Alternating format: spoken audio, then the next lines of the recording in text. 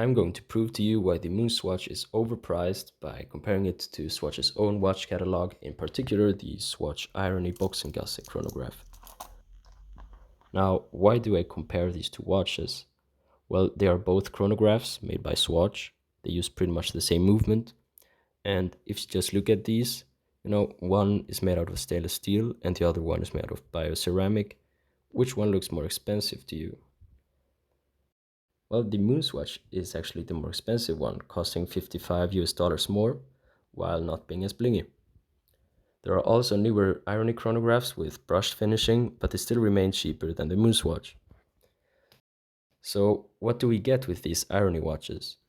A full stainless steel construction of the case and bracelet, a domed mineral crystal, and a well-made tachymeter bezel that doesn't look like a sticker. The pushers feel pretty much the same as on the Moonswatch, but they sound better. The date complication can sometimes be hard to see, but I like that it's a small circle at 6 and not a rectangle at 4 o'clock like you see in some other chronographs. The Irony watch has larger hands, so there is more space for lume than on the Moonswatch. However, the Moonswatch glows a bit brighter and has lumed markers. Up to a certain point, I associate a heavier weight with a higher level of quality, which is probably the main reason for why the Moonswatch feels so cheap to me. Its weight isn't that much more than a simple plastic swatch, and of course, you can't compare it to stainless steel. As I said earlier, the movements are almost the same, except for that date window.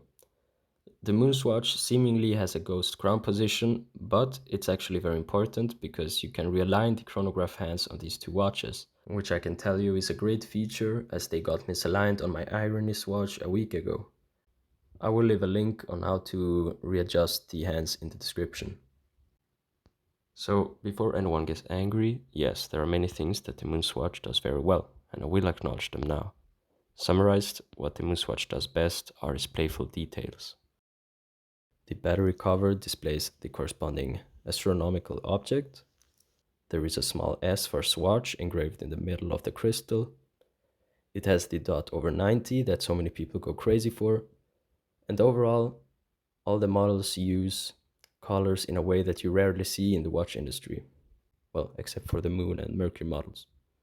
Also, the subdials are recessed, which I haven't seen in other Swatch chronographs.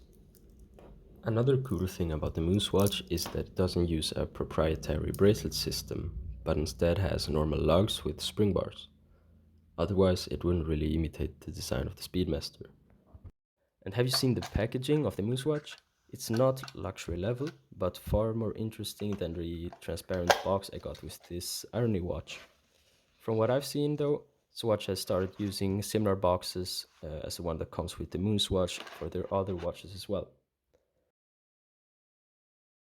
So, what are you paying for when you buy the Moonswatch? Well, you guessed it, the Omega branding, design and history. The Speedmaster is one of the most influential watches ever made, and Swatch knew that.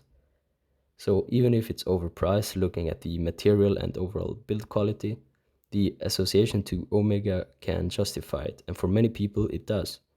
The demand for this watch is still crazy.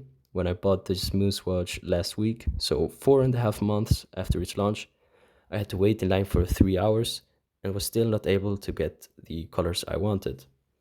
This just shows how popular this watch has become. Do you have a Moonswatch? Leave a comment expressing your own reasons for why you have or haven't bought it. So thank you for watching, like and subscribe. I will see you in the next one.